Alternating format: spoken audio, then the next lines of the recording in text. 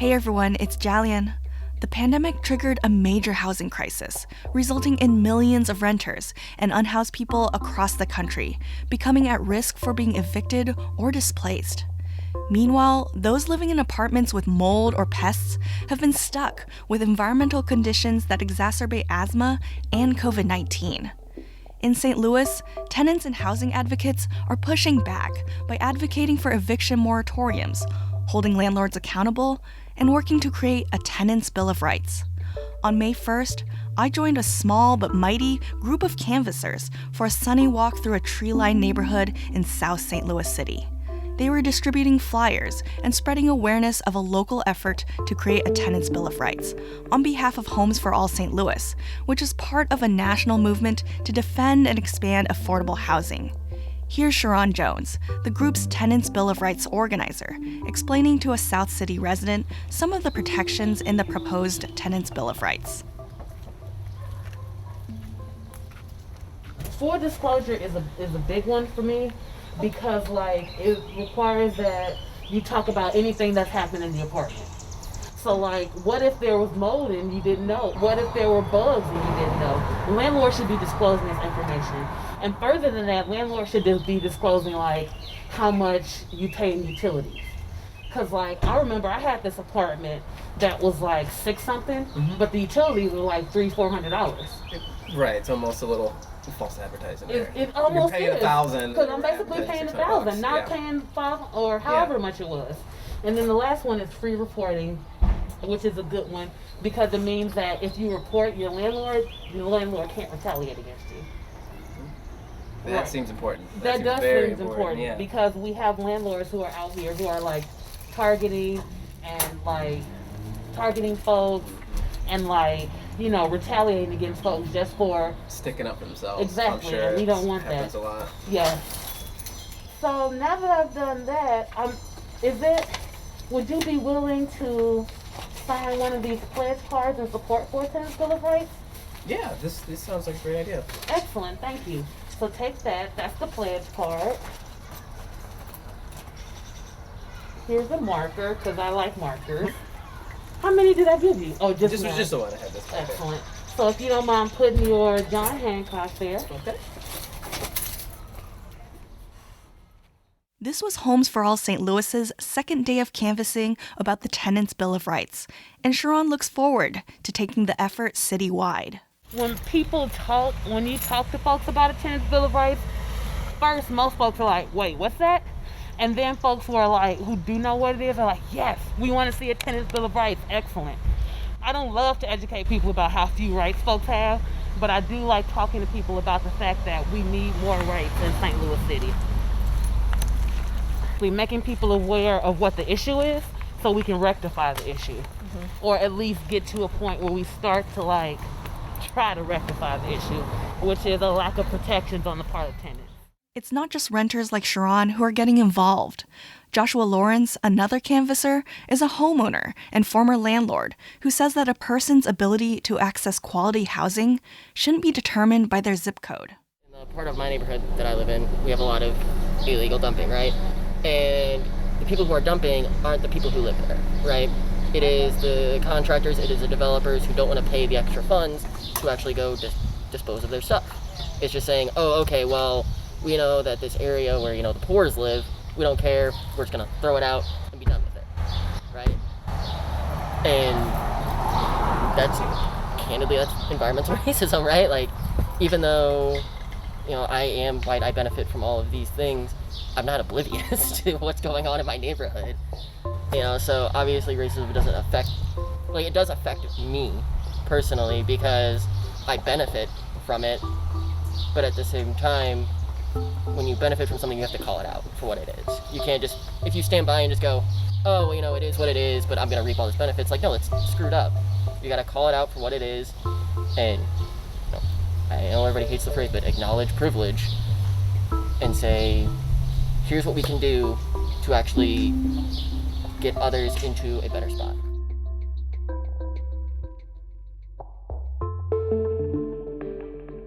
As As Sharon, Joshua, and other tenants' rights advocates canvass for protections, government leaders and property owners are still making decisions that can set their efforts back overnight. On May 5th, a federal judge vacated a nationwide CDC eviction moratorium, which was set to expire on June 30th. Then, the U.S. Department of Justice filed a notice of appeal, resulting in a temporary administrative stay on the order, so that the eviction moratorium remains in effect across the country, for now. But local housing advocates believe that housing is a human right, and that access to quality, affordable housing shouldn't be constantly subject to change. So in this episode, we hear more from Sharon and two other members of State Street Tenants Resistance about the stories and lived experiences that motivate them to advocate for a tenant's Bill of Rights. And an organizer from a local community development corporation will explain how to hold problem landlords accountable and what's at stake when large companies and the state need to be held accountable too. From St. Louis Public Radio and PRX, this is We Live Here.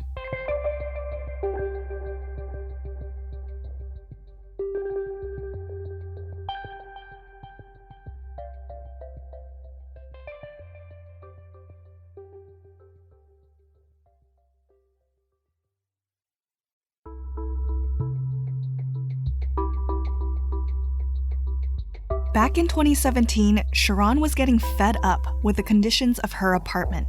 I had a problem with pests. I had a problem with mold. I had a problem with water leakage, and I had a problem with garbage. There was 2 bushes in front of my apartment, in front of the fourplex. There was constantly debris under there. There was broken glass on the back steps. She began talking to Maisha Johnson, a tenant organizer who was trying to bring the Homes for All movement to St. Louis. We started in conversation around issues that we were having with our landlord, and then realized we had the same landlord who was the slumlord. We started discussing and what issues we were having in our homes and how we felt that they needed to be addressed, and also the landlord needed to be held accountable for the conditions of the properties that he continued to rent out. They met other tenants, like Sarah Watkins, who had bad experiences with the same landlord. I had transitioned from blaming myself for my conditions and was finally starting to understand like the bigger picture around housing in St. Louis and why certain neighborhoods look the way they do. My friend and I, we were roommates, and we were naturally organizing and finding information and researching and talking to other tenants and not really understanding that that is how you build a tenant union. Their shared experiences motivated them to become the 3 working members of State Street Tenant Resistance, a tenant union located in South St. Louis City. Our hope is that tenant unions would blossom everywhere in all neighborhoods, and that people will talk to their neighbors, talk to the people closest to them, and find connections to issues that they have and take those issues to the creator. Sharon remembers visiting a young mother of 4 children. You can see the cracks in the walls. You can see like the remnants of pests. You can see the chipping away of paint. Without any hesitation, she invited me in her home with her children to go through these conditions that she was in. And the first thing that blew my mind was how inviting she was.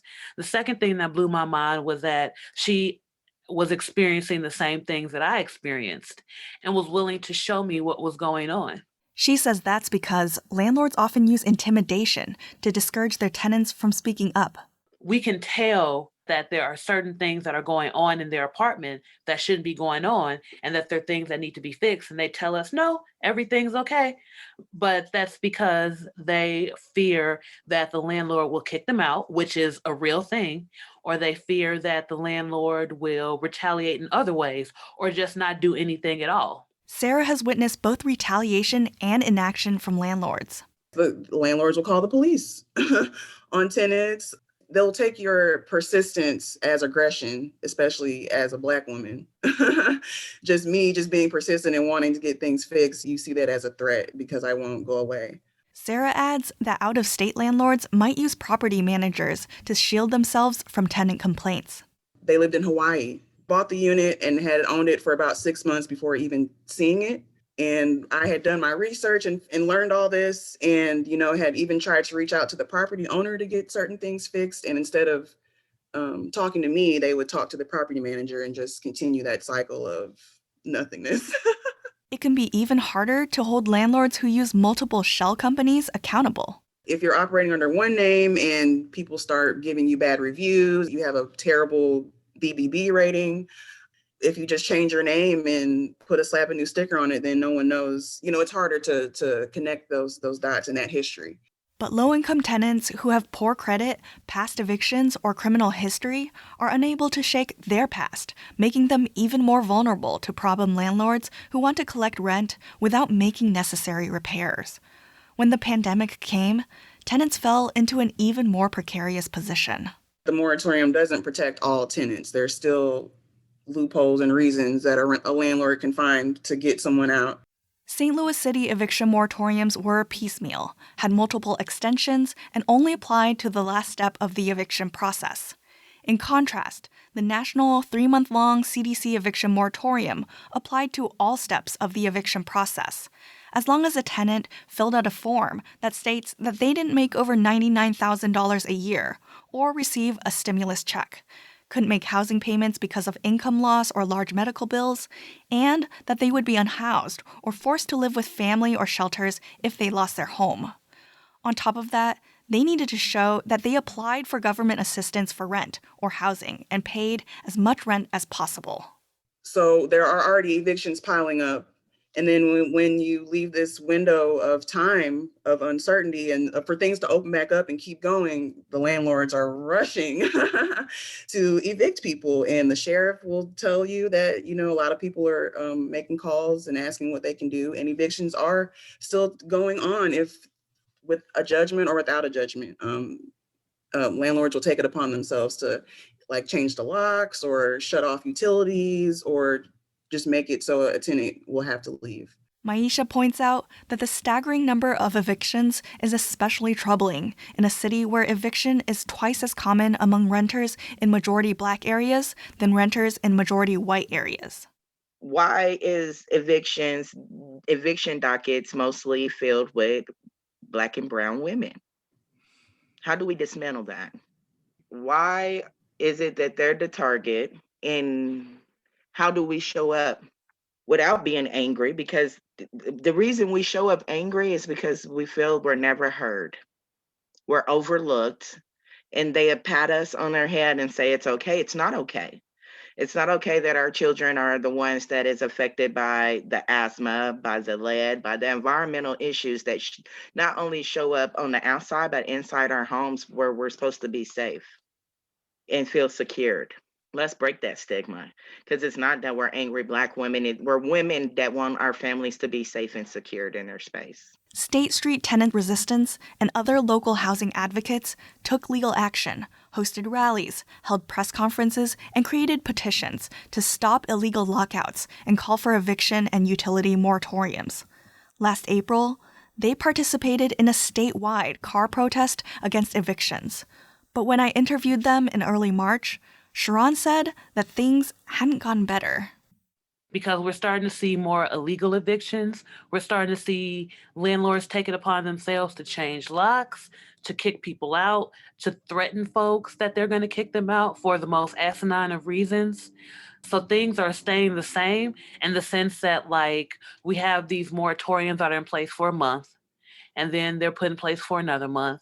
So these piecemeal responses to the pandemic and housing.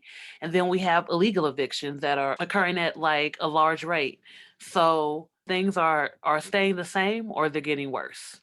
Meanwhile, Sharon, Maisha, and Sarah are continuing to educate tenants about their rights on Facebook Live and at the doors. No, the tenant is not at fault. You're not at fault for the building deteriorating. You're not at fault for the high electric bills. You're not at fault for the paint chipping, the mold in the home, the lead, whatever it is going on with that building, you're not at fault. That's the landlord's responsibility. And there are other entities that you can reach out to, such as EHOC, the Equal Housing Opportunity Council. Arch City Defenders. They have housing lawyers now and legal services.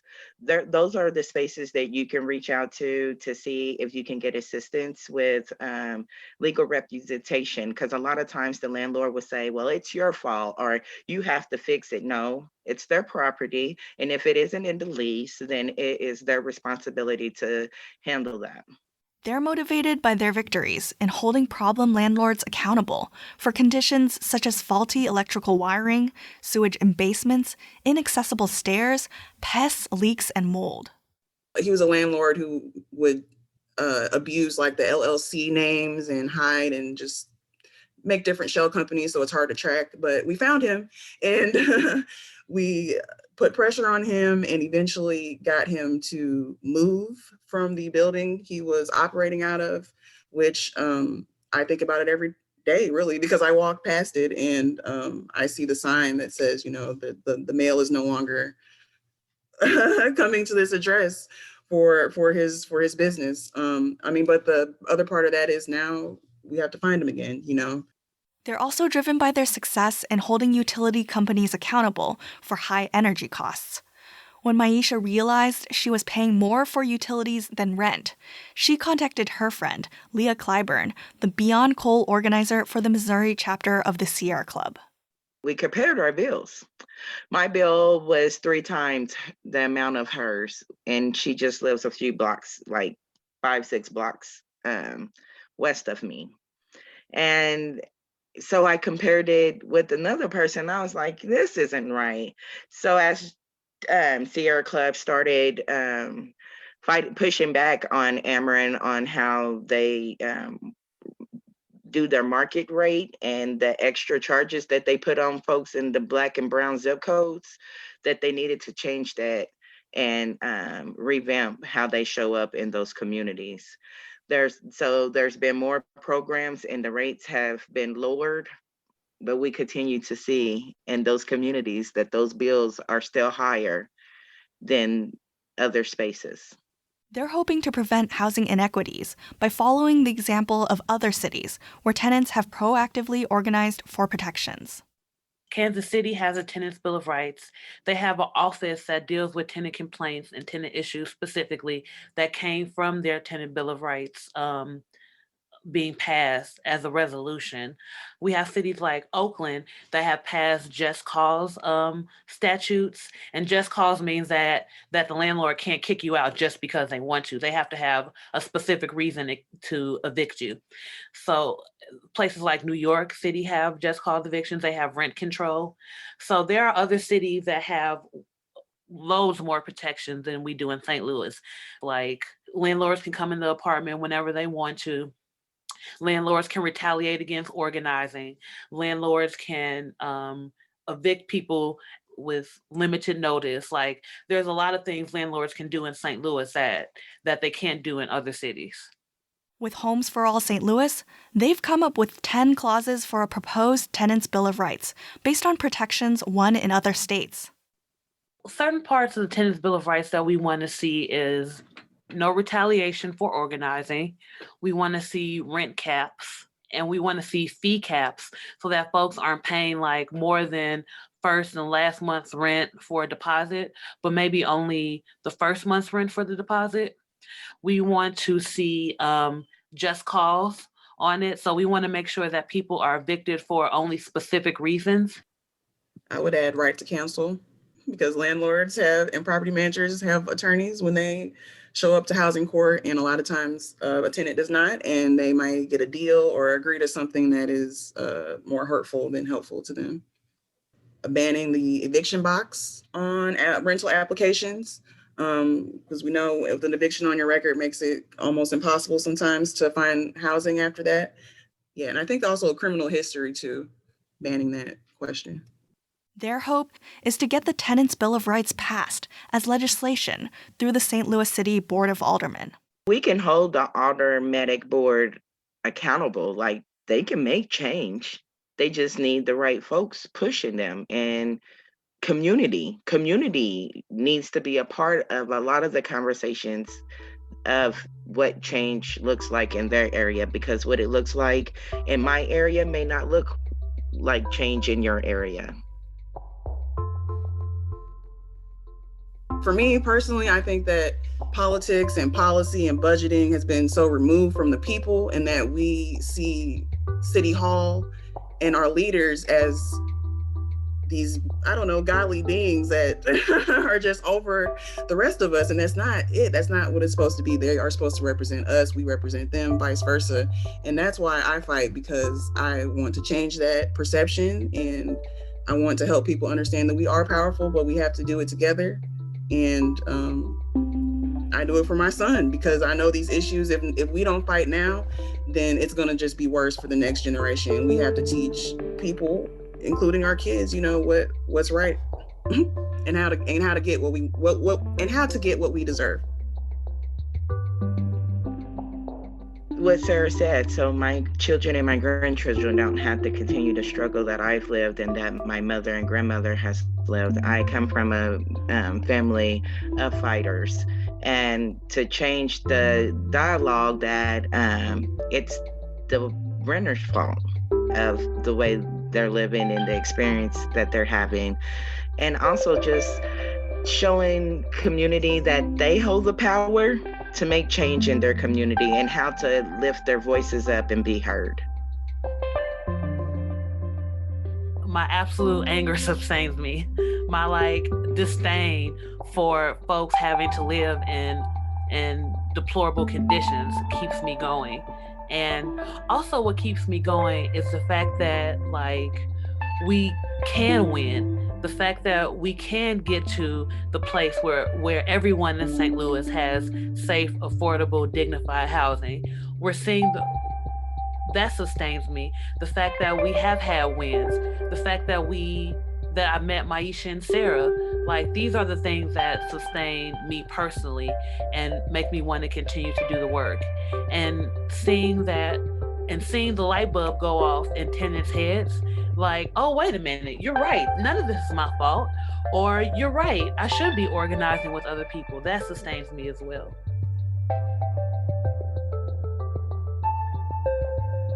State Street Tenants Resistance came from a deep well of frustration among tenants like Sharon, Sarah, and Maisha. It also arose from community empowerment meetings held by a local community development corporation. So up next, we learn about how local community meetings help educate tenants about how to hold problem landlords accountable and inform residents about polluters in their neighborhood.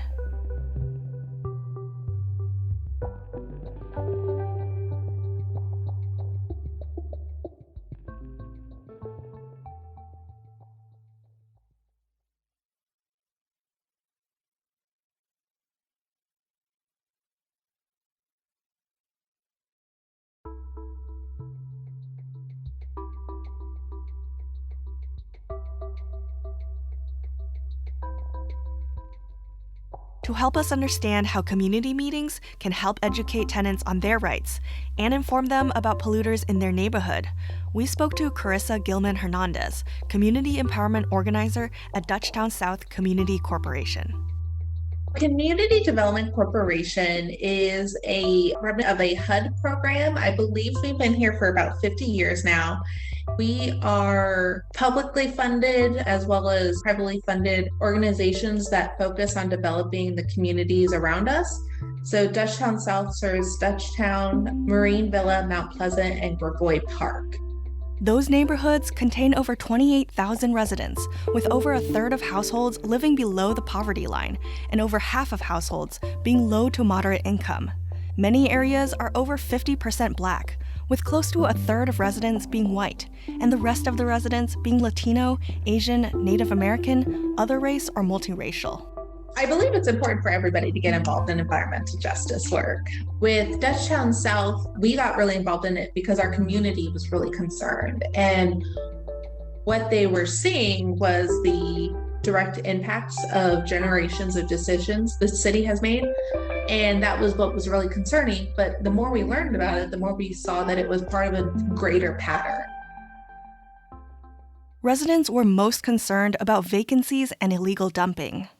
Our alleyways were just not clean. They were unsafe. There's trash being dumped constantly, tires, broken glass. Pickups were not frequent. There was a lack of dumpster space, recycling, things like that. And so we applied for a grant with the EPA for the So Fresh, So Clean, So Creative. And with that funding, what we did was we started doing some deep research into what was happening in our alleyways and really getting a sense of what's happening in St. Louis in general when it comes to solid waste and how that's handled. But we also were able to do our community champions program through that as well. And so these are community members who are committed to a safer and cleaner environment. And so they host cleanups, education events. We have done large art projects in the past with the trash we've collected. They kind of think through different ways to get people involved and kind of lead the direction of how we want to address illegal dumping and solid waste in our immediate community. But Carissa points out that vacancies and illegal dumping are just some of the more visible effects of structural racism and systemic disinvestment. We really can't address those without addressing the fact that there's high mold in the buildings in our area, that there's lead paint, there's lead in the pipes in our schools. And so kids are drinking lead water. And you really can't, address all of that without really looking at like, where are the grocery stores? What are people eating? What options do they have? Once you start looking at individual pieces of that environmental justice work, you just see that it's connected to everything else. And so it's important that we not just address like one or two items, but really take it from a holistic approach. That means treating resident concerns as part of larger patterns that can be addressed through education, advocacy, or systemic change. A tenant will notice that there is mold in their apartment, and they will address it with the landlord. And the landlord will either tell them like, oh, we fixed it, or they might get evicted because they're causing problems. And the landlord kind of uses this as a way to get them out of their house, or will refuse to renew their lease if there's an issue like that. What we're seeing is that landlords are painting over the mold without actually addressing the problem. And so a new tenant will move in and say, oh my gosh, this is a freshly painted apartment. Everything is great. They move in and then the problem just happens all over again. Or if it's still the same tenant and the landlord just said, oh, we fixed it, but really they just put a fresh coat of paint over it, it'll take a little bit for that tenant to see the problem come back. And then they're starting from ground zero with this landlord all over again. Community organizers like Carissa can connect tenants with legal services to demand action from landlords, or help them navigate how to get their concerns addressed in other ways, such as a rent strike, which rose in popularity during the pandemic. In Missouri, I want to say, I believe this is a statewide thing, not just city, but you have to live inside a building for 6 months before you can like deduct your rent for maintenance issues that like maybe you covered it yourself. You call, they didn't fix it, so I just brought in a handyman and they fixed it for me, and I'm going to bill, for lack of a better word, my landlord for it. You can do that, but you have to live there for 6 months, and there's specific parameters that you have to like give your landlord time to get that issue taken care of themselves. But if somebody is going to go on a rent strike, I always recommend that they talk to lawyers first. And it's not just, I didn't pay my rent this month and my landlord is going to like feel that. What it really is you put that money into a secure account that the city acknowledges, an escrow account. And so what you're showing the city and a judge potentially is that I'm willing to pay my rent. I want to pay my rent because I'm living in this location, but the item is not habitable. These things are not being taken care of. And until they're taken care of, my rent is going to go into this account and my landlord will not get it until these issues are addressed.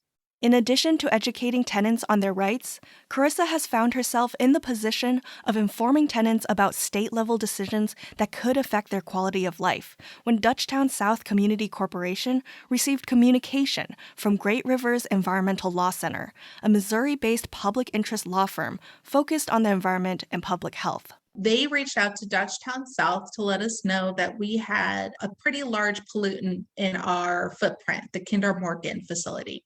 The Kinder Morgan Transmix Terminal is a loading facility for gasoline and fuel oil products.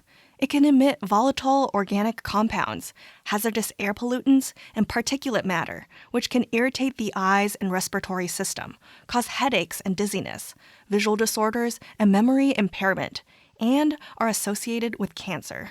There is a weird smell in our area that happens on different days. And so, if it's not the Kinder Morgan facility, it's another facility, but people don't trust that air. They don't feel safe and confident having that facility in their area.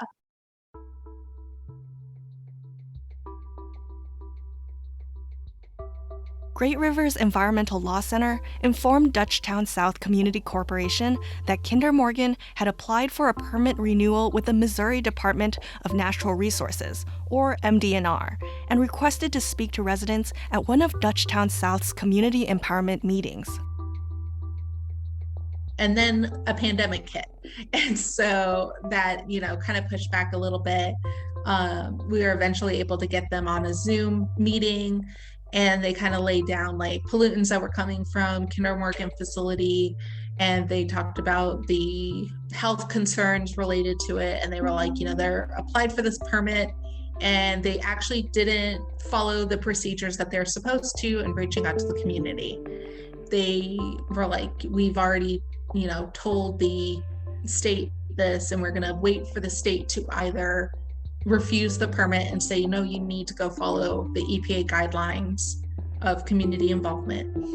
Or if the state does issue the permit, then we will file a complaint with the EPA. And so they laid out all of the ways that could happen.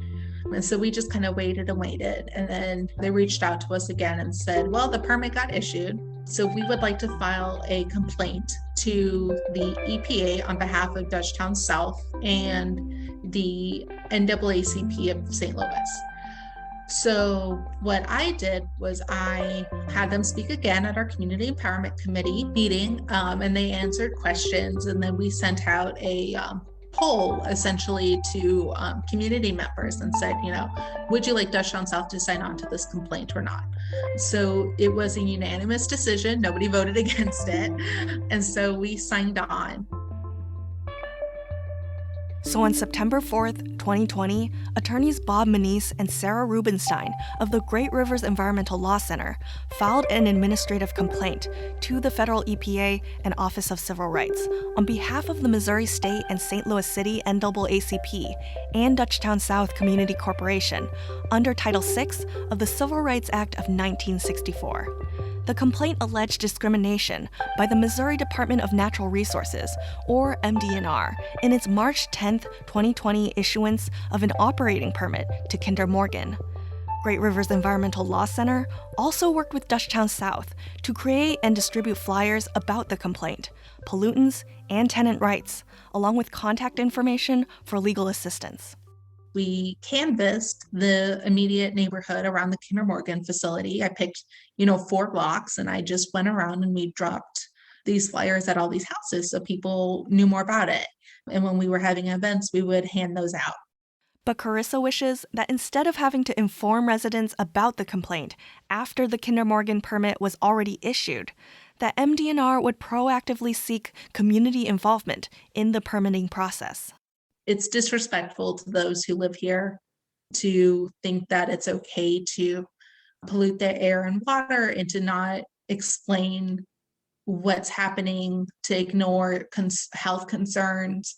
If it's truly safe, if it's truly not a problem, then that would be the easiest thing in the world to explain. And that would be easy to say, like, this is what these chemicals are, and this is how they interact with the human body, and you shouldn't be worried. And instead, it's secretive and it's behind closed doors and there's not any involvement.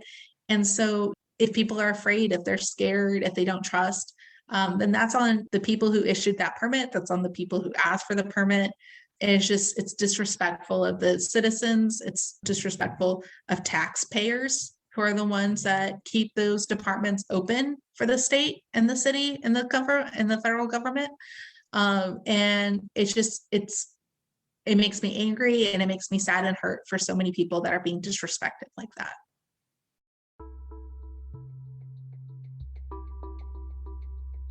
they're going to have to be the ones that put in the work to make that trust happen again.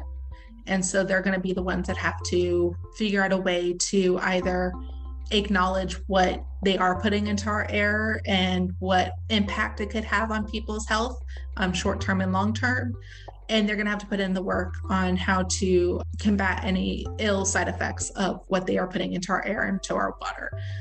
Be that by offering to, put money towards air home filters or planting trees in the neighborhoods or other things that they could possibly be doing. But they have broken the trust. And I believe that any of the other pollutants in our area who apply to get these permits, who aren't doing that due diligence of letting folks know what chemicals they're putting out there and what the side effects may be from those chemicals, are the ones that have broken our trust. And so it's up to them to work to regain it.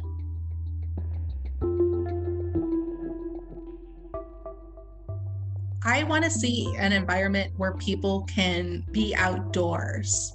I want to see an environment where people want to be outdoors, where there's lots of trees and there's lots of green spaces, and you can trust the air is healthy around you. And that if you wanted to walk or bike or, just take a bus to easily get somewhere, you can. You don't need to necessarily hop in your car. And just to create that space where kids can ride their bikes. And we have lots of parks that are well taken care of. And, it's just, everybody has that option to be outdoors and to enjoy the outdoors. The EPA has since issued a preliminary finding regarding the administrative complaint filed by Great Rivers Environmental Law Center on behalf of the Missouri and St. Louis City NAACP and Dutchtown South Community Corporation. Attorneys Sarah Rubenstein and Bob Manise will explain that finding in part 2 of this 2-part series and what it means for the rest of Missouri in the next episode of We Live Here, so make sure you're subscribed to the podcast. This show is produced by me, Jialian Yang, and my co-producer, Lauren Brown. St. Louis Public Radio is a member-supported service of the University of Missouri St. Louis. From St. Louis Public Radio and PRX, this is We Live Here.